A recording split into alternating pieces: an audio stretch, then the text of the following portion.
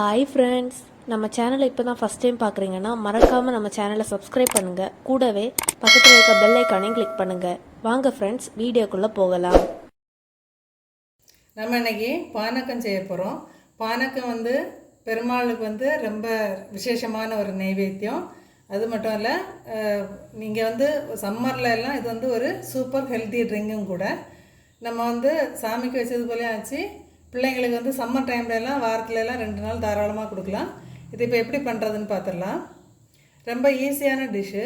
இப்போ இதுக்கு நம்ம இப்போது லெமன், அப்புறம் கருப்பட்டின்னு சொல்லும்போது இது பனைமரத்தில் கிடைக்கிற பாம் ஜாங்கிரின்னு சொல்லுவாங்க இல்லையா, இது கருப்பட்டி. வெல்லம் இல்லை, கருப்பட்டி எடுக்கணும், அப்போ தான் நல்லாயிருக்கும். இப்போ இதுக்கு நான் 4 கப்பு தண்ணி, ஒரு பெரிய கப்புக்கு 4 கப்பு தண்ணி சேர்க்க போகிறேன். அதுக்கு ஒரு லெமன் சைஸ் புளி எடுத்து கரைச்சி எடுத்துருக்கிறேன். இப்போ அதை சேர்த்துடலாம். இதில்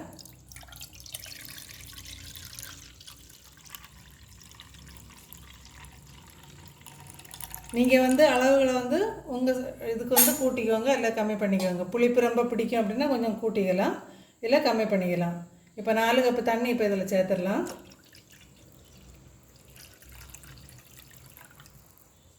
இப்போ நம்ம ஃபஸ்ட்டே கருப்பட்டி அதில் சேர்க்க போகிறோம். ஏன் அப்படின்னா மீதியெல்லாம் ரெடி பண்ணதுக்கு முன்னாடி இது நமக்கு கரைஞ்சி கிடைக்கணும். இது 100 கிராம் எடுத்துருக்குறேன். 4 கப்புக்கு 100 கிராம் கருப்பட்டி எடுத்து பொடி பண்ணி வச்சுருக்கிறேன்.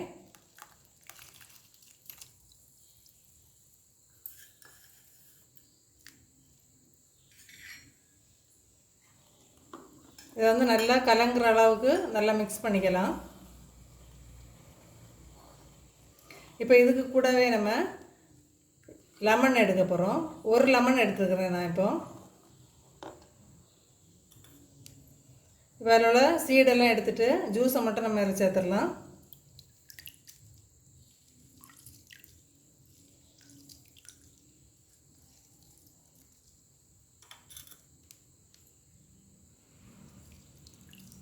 நீங்கள் புளிப்பு கம்மியாக போதும் அப்படின்னு சொன்னால் புளியோட அளவை குறைச்சிக்கலாம். அப்படி இல்லைனா லெமன் கொஞ்சம் கம்மி பண்ணிக்கோங்க. இப்போ இதுக்கு கூடவே ஒரு 2 சின்ன பீஸ் இப்படி ஸ்லைஸ் பண்ணிக்கோங்க. 2 பீஸ் லெமன் அதில் வெட்டி போட்டிருக்கிறேன்.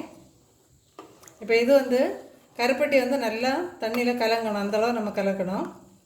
இப்போ ஃப்ளேவருக்காக வேண்டி நம்ம என்ன பண்ண போகிறோம் அப்படின்னா, ஒரு 3 ஏலக்காயை தள்ளி இதில் சேர்க்க போகிறோம்.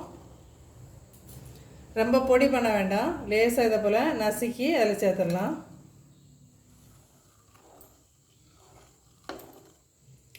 இந்த கருப்பட்டி எவ்வளோ மிக்ஸ் ஆகிறது வரைக்கும் வெயிட் பண்ணலாம்.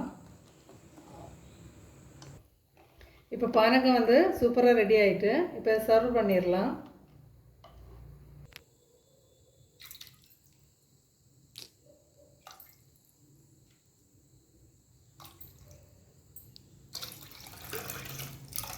இது ஒரு ஈஸியான டிஷ்ஷு.